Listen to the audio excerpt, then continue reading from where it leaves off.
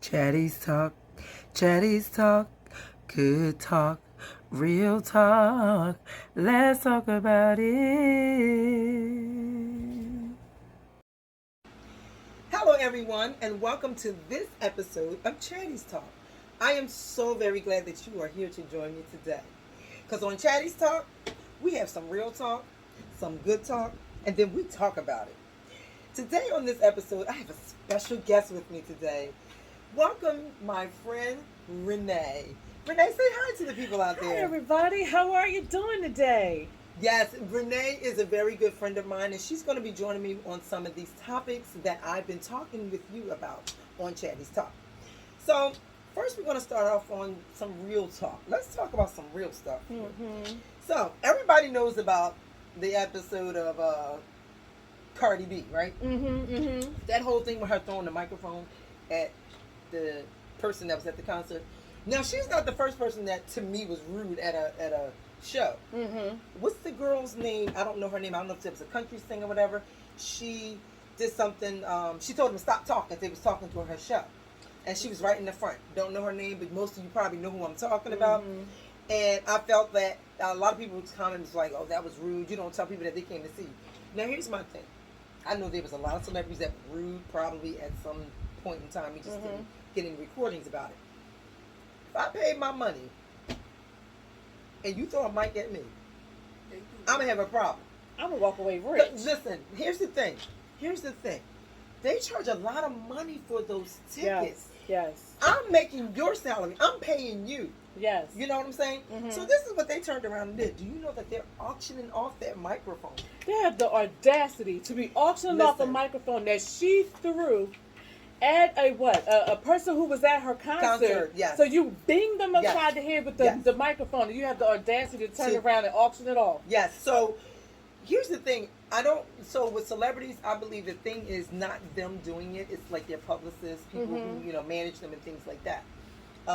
Don't know if she agreed with it. Maybe she did. Maybe she didn't. Maybe. I'm trying to remember. Let's see why she threw the microphone. Ooh. I know they said that the person was drunk or something like that. Well, the reason why she threw the microphone at the person, because I saw the video, they had a drink. And I don't know if somebody like shoved them or something, but the drink went on her. You're right. And she was so upset to the point she was like, bing. Yes.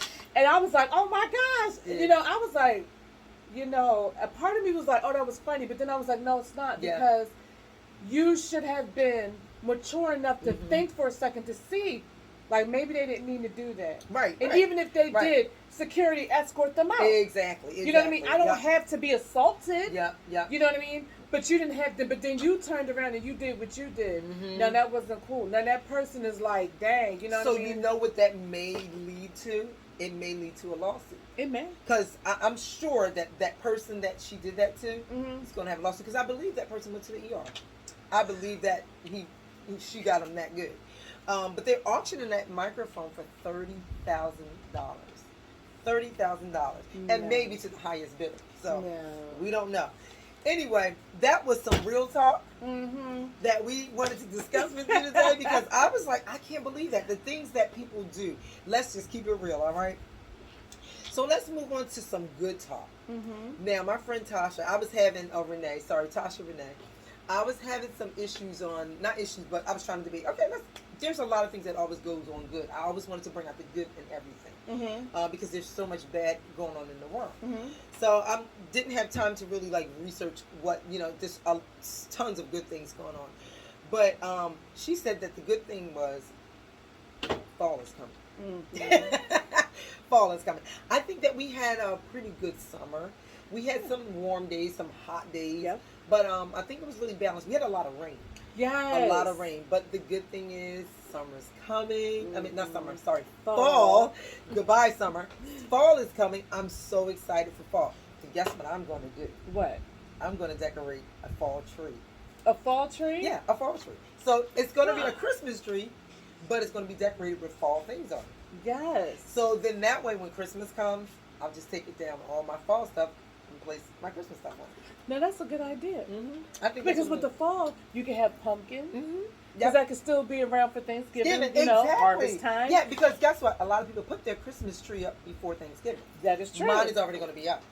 So nice. If you like that idea, I want you to do that. And then post it to us. Yes. Show us what your fall tree looks like. I'd love to see it. Some people do Valentine's tree. I'm not going to go that far now. No, but you know what? Maybe you can use it all year round. Maybe that's not a bad thing. I've seen people do it, but I think I'll get tired of it. Yeah, maybe. Because I get tired of stuff quick. I mean, you don't have to do every holiday.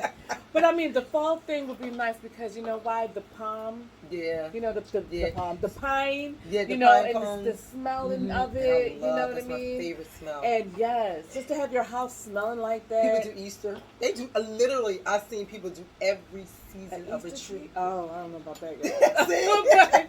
But at first she was with it, but she was like, wait, that's not every holiday now. Not all of them. But if you go on like Pinterest or any, like Google it, you'll see somebody has a tree for every season. But I'm going to do the fall tree, and I would love to see if that's something that you would want to do. I think I'm going to get her to do hers too. I just might, because guess what? You could get little lattes and put them on the tree. Oh my gosh, yes you can. You know, little pumpkins and little lattes. Okay, yeah. She knows. Yeah, I'm like, okay. Anyway. But she's trying to rush me from not saying it. But think of look, I love fall. So I'll get all kinds of little stuff, little acorns and all that. Yeah. Yeah, I do love fall. I probably still have acorns because I don't throw them away. I keep them. Especially if I had to buy them from the store and I get them from the park. I get them from the park. You ain't never do that? My dad probably did stuff like that. My son, when he lived at, I'm not going to say the place because they found out she took our stuff. When he used to live in the apartment complex, I used to go up there and take the pine cones that fell off the tree. When I was in Atlanta, same thing.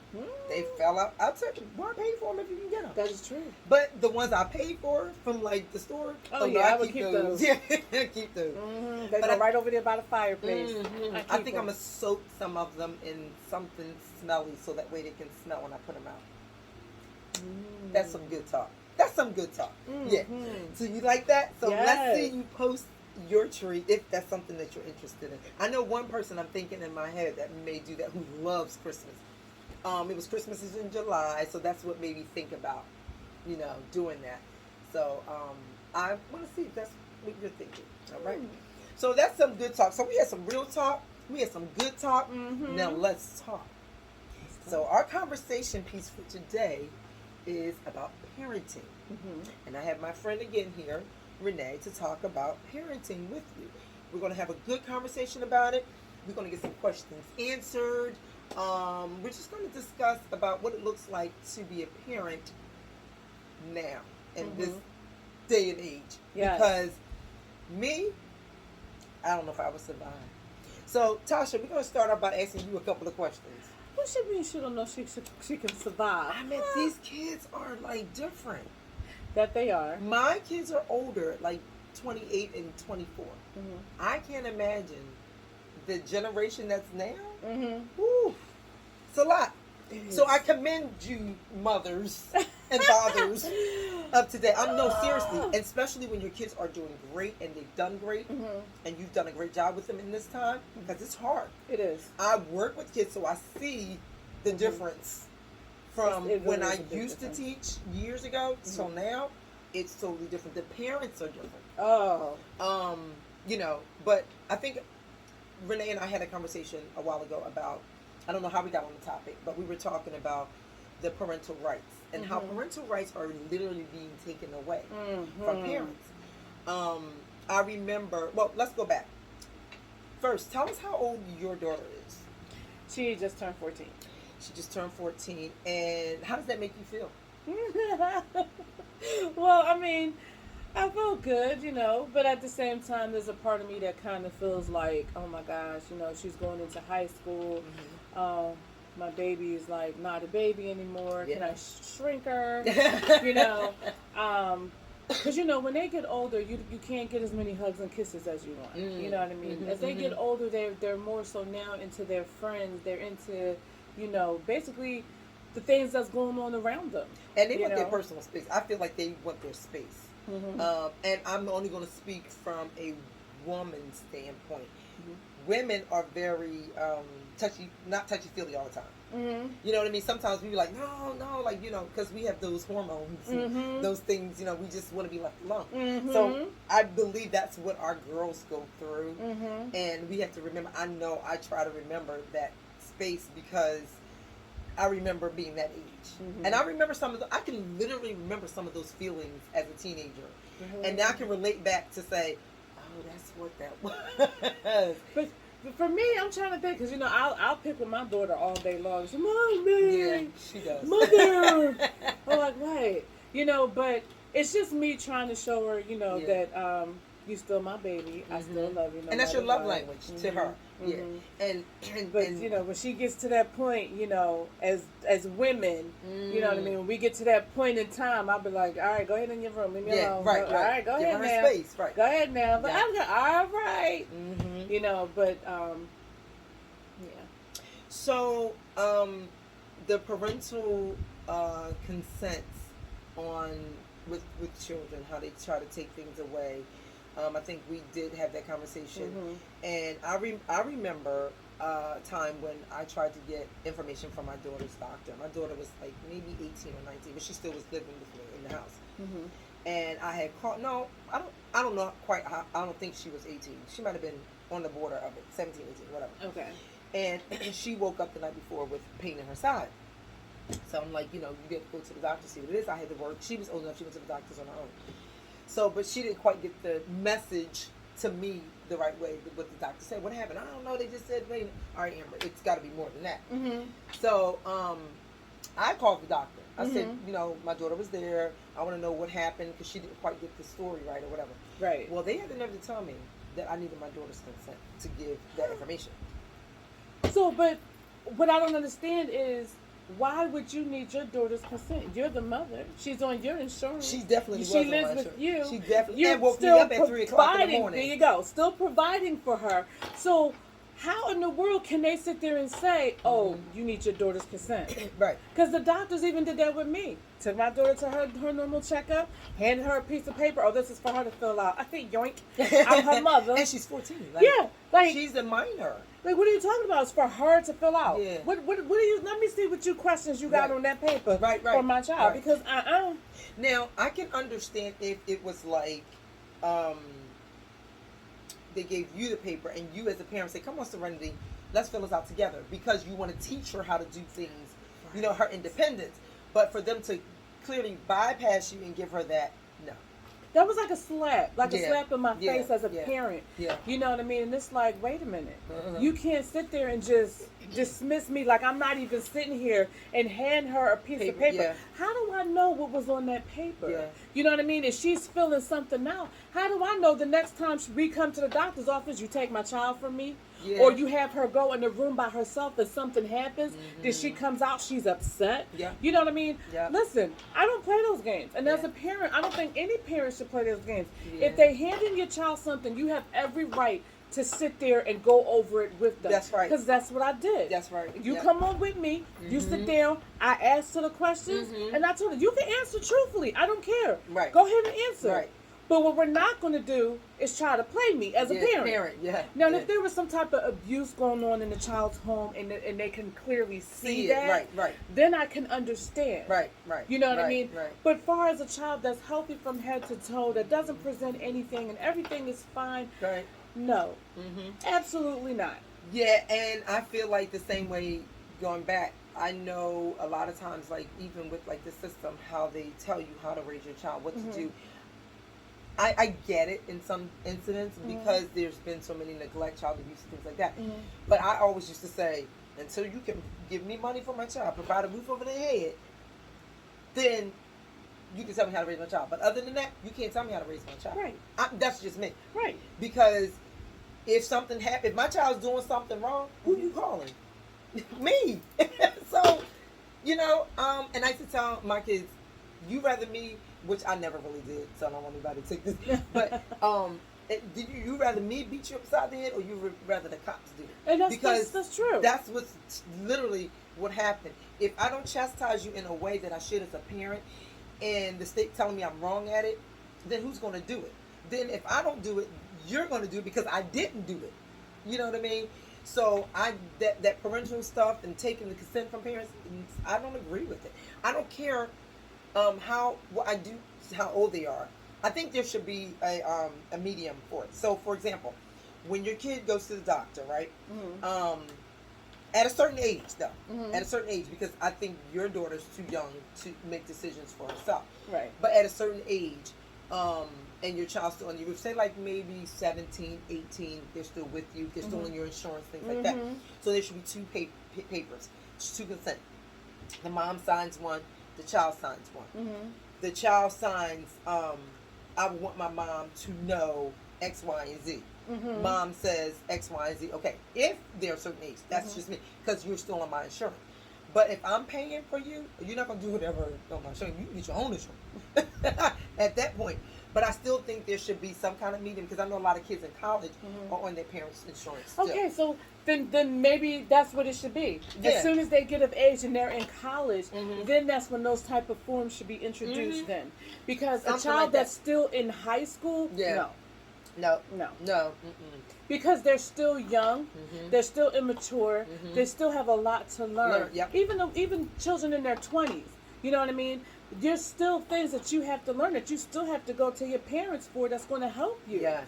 You know what I mean? And even medical wise, if there's something wrong with the child, you know, they can be afraid to say something to their parent. And then I think that's when they should be like, okay, the doctor, is there something that you want your parents to know? Well, right. You know, Right. Because that's on the paper. Right. Stating to ask that question. Right. You know, do you want me to contact your parents? But if it's a thing of like not contacting my parents, then they won't even have to ask that question. But again, it goes back to what I'm saying. If you're on my insurance, I don't even think you have a right to No, you don't. I gotta know. Yeah. Because I'm paying that bill. Exactly. And it's going to come to me and tell me what's yeah. going on and what they're going to cover and what they're not. Now, so do you think they would do that though? Like everything on? Because I don't remember. Well, yes, insurance company do send you what procedures and things. That's a good point, because even if the kid is trying to do it behind your back. Because they're going to send you either they approve it or they deny it. And what they approve and deny is going to be on that form paper stating. True. So-and-so needed this, that, and the third. We approved it. Now you can make the appointment, or so-and-so needed this, we disapprove. You might as well tell them. Yeah. Anyway, and see, and that's the thing. I think like too that they're trying to close that gap that, you know, the kids should always be open with their parent. They're telling you now, don't be open with your parent, be open with society. Yeah, good. No, good, you need to be open with your parent first. Because ultimately, your parents are the ones you're going to always go back to. Yes. Yeah. And they're the only ones that have your best interest at heart. Anyway, You know what I mean? You always got to remember that. And my mom and dad would say this to me all the time when I was young. When you get older, you're going to realize that your parents is your best friend. Yeah.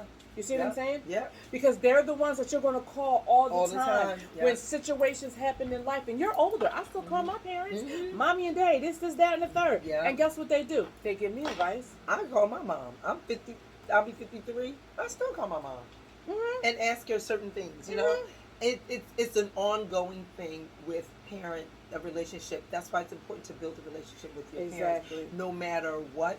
And parents, it's important to build a relationship with your children. Even if you and your children are not seeing eye to eye, that's okay. Because ultimately we are all created as our own individual. We're humans. We have all these human things going on with us. We are humans first before we say that we're somebody's child, daughter, friend, whatever. So, you know, always have that open dialogue with your parents with your kids. I agree. No matter how old they are, just be open with your kids and try to build a relationship with them no matter how old they are. Because they're always going to need you. Yeah. They're always going to need you. They always come back to you. And believe it or not, the tables will turn that they will start needing you. Because there's a time that they are going to get older. And there's going to be things that they can't do for themselves. And now guess what? They need you. Need you, yes. You know what I mean? Well, that was a good part of our Let's Talk. That was a good conversation. Now, also, you are, and I hope you don't mind me saying this, and I'm sure you don't, but you're a single parent. How difficult, okay, you're a single parent, I'm not a single parent. So, upbringings for our kids were different. Mm-hmm. You had two parents that brought you up. Mm-hmm. Thank God I had two parents that brought me up. Mm-hmm. I know that always looks different for everyone. Mm-hmm. But you're a single parent, and I have a spouse that raised two kids. Mm-hmm. So we are different in that aspect on raising kids. And you know, a lot of people used to say to me, "Well, you got to give because you got to, you know, you had a husband, you know, you ain't a single parent." I'm like, yeah, it's different, but okay, I'm gonna be careful how I word this. But for a woman, Mm-hmm.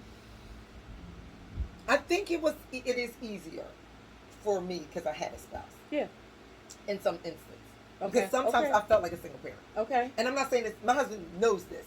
Mm-hmm. And I don't think it's like, oh, no. And it's nothing bad. Mm-hmm. It's just that he was the one who worked for two jobs. I was the one who ran with the kids, like gymnastics. Even though I did work too. Mm-hmm. We ain't gonna talk about that. But anyway, because you know, women, we be holding it down. Yeah. We hold it There's down. something to do. The way of the world, we be on there like this. Right. So I did the gymnastics and the ballets and whatever they were involved in. Mm-hmm. I did the running. I did the supermarket. I did the laundry. I used to do the bills. Mm-hmm. I used to do all the managing of the bills, and then I gave it to my husband. I'm like, listen, I got to cook. I got to clean. I got to run the kids. I got to work. Could you do this part?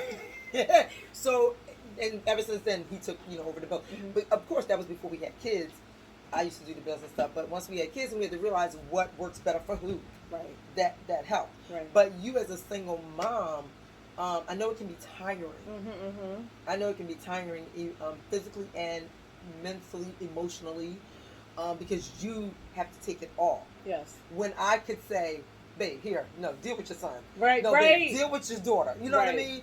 But for you, and I know you have a village. I know your mom, your dad, your brothers, like you have help, Mm-hmm. which is great, and then you have me. But that can be a lot. It is. So is. how do you balance that? How did you get to this point of 14 years old? Oh, girl. That's nobody but God. Let me tell you, nobody but the Lord. Nobody but the Lord. But it as a single mother with one child, it was a learning process. Mm. You know what I mean? There was things that I had to learn, and there was some maturing that I had to do. Mm-hmm. Because sometimes you're not ready.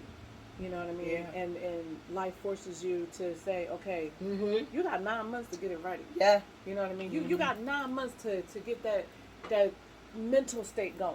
Mm-hmm. You know what I mean? Mm-hmm. And then once you get here, you got to already be there mentally. Now, you got to be there mentally and physically. You know what I mean? So it was very trying in the beginning. Okay. But the reason why I say the Lord is because you really got to include Him. Because where you fall short, God is never going to fall short. Right. You know what I mean? Where men say and can't do, God will always do. Right. Right. There was times that, I didn't have. Mm-hmm. And, I didn't always want to go to my parents. And I was like, Mommy, Daddy, I need this, that, and the third. You need this, and that. You know what I mean? I didn't always want to do that, because I was like, okay, I gotta do this on my own. Mm. You know what I mean?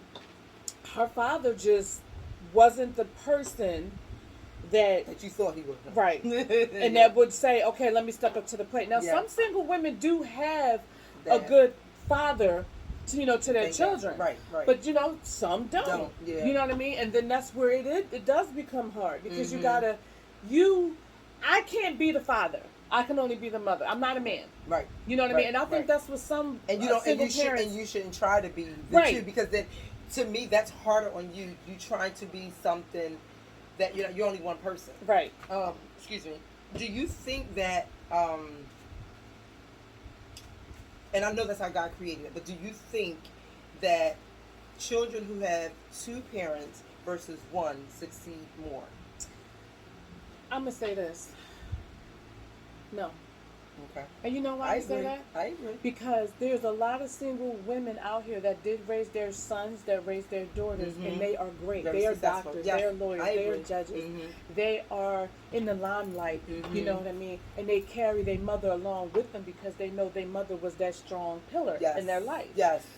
So it just depends on, again, to me, mm-hmm. this is my opinion. because I know what I've been through. If you include God in on it, there's nothing that you can't do. Right. And even with raising your child single, there's nothing that y'all both can't accomplish together as mother and child because you got God. Right. You know what I mean? Right. And you make that be your number one. That's the foundation. You know what I mean? Yeah. And then go there. Right. You know? Right. It's not easy. Because, you know, the times did change. The heat in the pan is a little bit hotter. You know, the kids are a little bit crazier. You know what I mean? But at the same time, you know, that foundation that you had in your upbringing, that you instill in your kids, you know what I mean? That helps. Yes. You know what I mean? Yes. And then by them starting to realize that and everything that you instilled in them, it does start after a while making things a little easier because they do be like, dang, Mom, you was right. Yep. You know, even if you're a single dad, you know, and a parent, dad, you know, you was right. You was right. Yeah. You know what I mean? As they get older, they start to understand some things. Some things they still don't. But you know, give it time, and they will understand that. Listen, you are their best friend. Yeah. You know, you definitely gonna need your parents, like we said before, and your parents, vice versa. But that's good. That's a question that I always had, and I've heard people talk about the success versus two parents versus one. I believe, I totally agree that they can do as good as if they had two parents. Yeah. It takes a lot more work, it does, which it's okay. I think that the parent has to be strong, like you said, from the beginning, when you got pregnant, when you had the baby, I got 9 months to get it together. And from here on out, as soon as that baby hits the air, oh man, it's on. Yeah. So they're 18 or whatever. Yeah. Well, you know, it doesn't even work at 18 anymore. No. You know how people say, "Oh, I can't wait till they're 18." Oh no. No, it doesn't. Your kids are always going to need you. They're always going to need you, no matter how old they get. That's true. I have grown children. I feel like I'm still raising grown kids. No, and I don't want it to sound like a bad thing. That's a good thing to me because I know that my kids are always going to need me, and I feel like I feel good that they include me in their life because again, go back to saying some kids don't even communicate with their parents. Right. I may not agree with everything they do, and that's okay because they're adults. I know my mom didn't agree with everything I did, and she probably don't agree with some of the things I still do. But what could you do? You're an adult. You know what I mean? And that's okay. And I had to learn to be okay with that. I don't ever think I was. I'm not gonna say I did. It took me some time. It took me some time. I don't think it hit me hard though. And like oh, I believe they did that. And all the kids. I think the first incident maybe did, but after a while, I had to learn that they're their own person. What helps also for me is that I worked with kids. Okay. Working with kids, working with teenagers, working with youth groups, working with camps, all kind of things. I know what kids are made of. Okay. So you know what I mean. So I think that made it easier for me to understand my kids. Yeah. Even adult kids. Oh, yeah. Well, see, there you go. I'm telling you, working with kids and knowing kids, and I would encourage parents out there that have kids, get involved with your kids' friends. Yes. Not to be their friends. Yes. But know their friends. Try to be not like, I don't want to make it sound like, oh yeah, I want to be my kid's friend because I'm young. Not like that. But like, just know your kids' friends and have conversation with your kid, your child, and their friends. Yes. And their parents. Because that's how we did. That's how I did it back in the day. Listen, and that's how I'm doing it. Yeah, I had to know the parents, especially nowadays. Listen, I know what kind of house they living in, where they coming from. That is true. Yeah, so that is true. But that was some good talk. Let's talk. Oh, that was good. I'm passionate about kids. I'm passionate about parental things, about parents and things like that. And making sure parents are doing the right thing. It's not an easy job. No, it's not. It is not an easy job. I always say that's one of the hardest jobs. That's harder than a doctor, a lawyer, a teacher, a judge. No, for real. Hands down. One of the hardest jobs. And remember this, nobody knows how to be a parent. No. You don't know how to be a parent until you become one. And it's a step-by-step, everyday learning process. Don't be hard on yourself. There's no book. There was no instruction manual handed to you after you gave birth. Here, this is how you be a mother. this is how you be a father. This is how you work together on having your children. Yeah, right? No. Right. Yeah. There isn't. Yeah. So you're going to make mistakes. You're not going to be perfect. Because let me tell you something. I still make mistakes. I am not perfect. You know what I mean? And then like I said, I'm the type of person who include God in on it. And I'm like, Lord, you're going to have to help me because I don't know what to say. I don't know what to do. Right. And he'll let you know. You know what I mean? So you got to like we said, you got to have that mind. And if you are a single parent, whether you're a mother or a father, and it seems like things is tough, listen, if you looking at everything, if you can, go back to school. There's night classes, there's day classes, there's, every other day classes, weekend classes. I did it. And I want to be an encouragement to somebody else because I went back to school twice. My daughter, I believe, was 6 months. I went back to school. Okay? Then after that, I was working in the field. And I said, okay, this ain't enough. I need more money. Right. It's only me and her. Yeah. I don't have extra help. Yeah. So I have to do something else. What can I do to get more money? And something that I would like and enjoy doing. So I went back to school again. You know what I mean? And this time, she saw me graduate. She was with me when I graduated. Nice. You know what I mean? If I can do it, you can do it. Build up enough faith and courage within yourself and full steam ahead. Yes. So that way your child can see. You know what I mean? My mom or my dad did it.